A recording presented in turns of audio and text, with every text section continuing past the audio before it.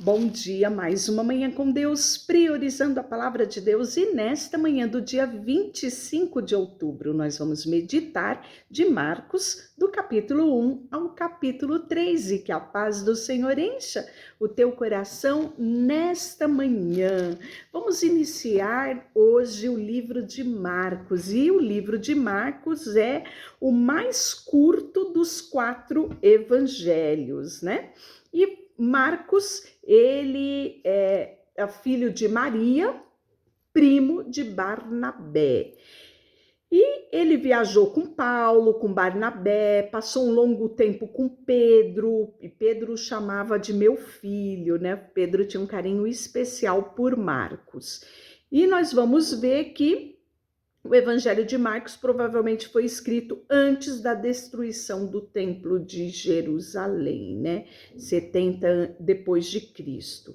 E ele vai ser escrito, especialmente esse livro, para os gentios, especialmente aos cristãos romanos, né? Então, nós falamos a respeito disso, que cada livro do Evangelho ia ter uma característica própria, né? Iam trazer, claro, os mesmos fatos, alguns, em relação à vida de Jesus, o ministério de Jesus, o milagre de Jesus. Mateus, por exemplo, como enfoque ao judeu, né? Por isso que ele começa com a genealogia, porque isso era importante para o judeu. Já o livro de Marcos, ele já vai iniciar assim: princípio do evangelho de Jesus, filho de Deus. E ele já começa falando, sabe de quem? João Batista, né?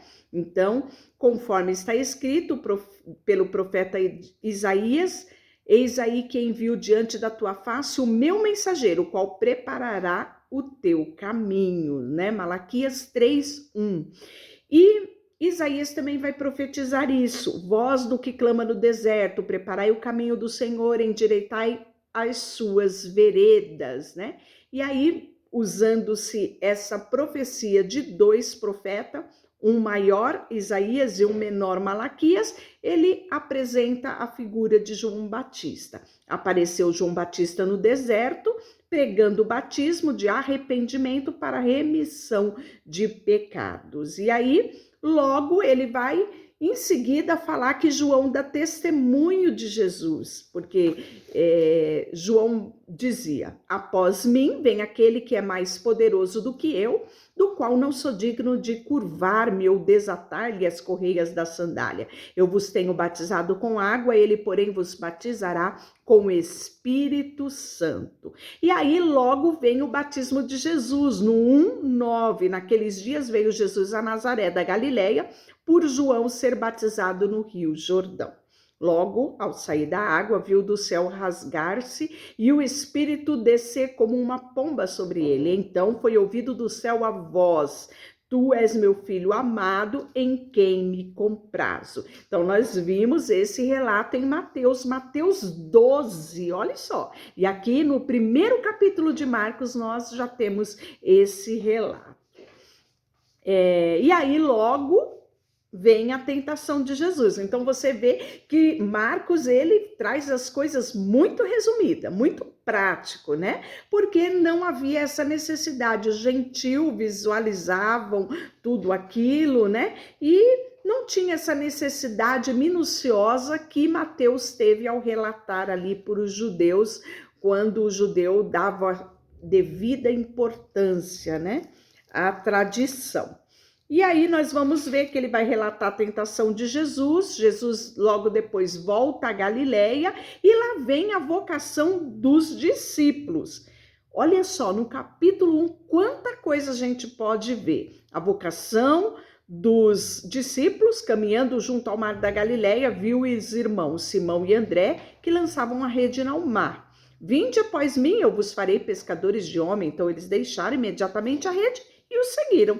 Pouco adiante, viu Tiago, filho de Zebedeu, e João, seu irmão, que estava no barco consertando as redes, e logo chamou. Deixando eles o barco do seu pai Zebedeu, com os empregados, seguiram a Jesus. Olha que prático, que rápido, que objetivo é o nosso escritor de Marcos. Depois ele já vai tratar da cura do endemoniado de Cafarnaum. E ainda no capítulo 1, a cura de quem? Da sogra de Pedro, né? Muitas outras curas, e Jesus vai se retirar para orar. Logo em seguida, nós vamos ver que ele vai se aproximar de um leproso que rogou: Senhor, se queres, purifica-me. E aí Jesus disse: quero, seja limpo, né? E isso tudo relatado no capítulo 1. Então, há muita abrangência, né, no livro de Marcos. No capítulo 2, a cura de um paralítico em Cafarnaum. A cura desse paralítico que está no livro de Marcos, no capítulo 2, nós vamos ver em Mateus, no capítulo 9. E dias depois, entrou Jesus de novo em Cafarnaum e logo correu a ele que ele estava em casa. Muitos afluíram dali, tantos para junto da porta da casa que achava no lugar, né? E ali ele anunciava a palavra. E aí nós vamos ver que alguns foram com ele conduzido um paralítico, levado por 4 homens. Como não tinha acesso através da porta da casa, eles tiveram a ideia de fazer uma abertura no teto e descer o leito deste doente para que Jesus o curasse. Jesus, vendo a fé, né, disse ao paralítico: filho, os teus pecados são perdoados. E aí os escribas vão questionar, vão falar que era blasfêmia, não é?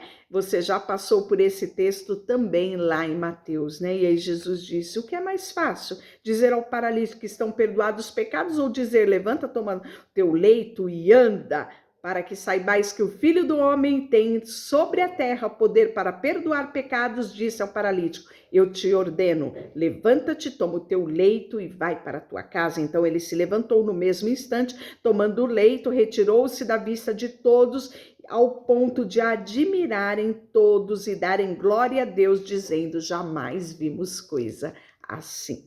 E aí vem a vocação de Levi, né? Que nós vimos lá, o nosso amigo Mateus, ele era conhecido por Mateus ou por Levi.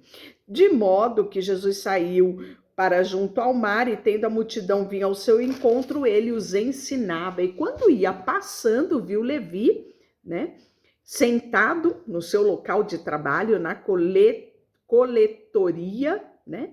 E aí disse para ele: segue-me. E ele se levantou e seguiu. Lembra que eu falei, nesse dia, quando nós meditamos em Mateus, eu falei que o que eu admirava era essa disponibilidade, esse desprendimento que Mateus teve ao ouvir a voz de Deus chamando ele, né? E aí Jesus vai comer com os pecadores, e você vai ver que isso vai ser mais um motivo, né, de recriminação de quem? Dos escribas e dos fariseus, né, dizendo: olha, ele come, ele bebe com republicanos, com pecadores, né?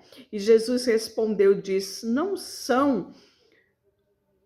Os sãos não precisam de médicos, sim os doentes, não vêm para chamar justos, e sim para pecadores. E aí Jesus vai falar de jejum, né? E vai declarar que ele é o Senhor do sábado. No capítulo 3, o homem da mão ressequida, lá da sinagoga, nós falamos sobre ele no livro de Mateus, né? Que ele tinha uma mão ressequida e Jesus o curou no sábado. E que Jesus disse, né, aos religiosos que recriminaram a ele: não é lícito fazer o bem também no sábado, né? Salvar a vida e não tirá-la. E todos ficaram em silêncio.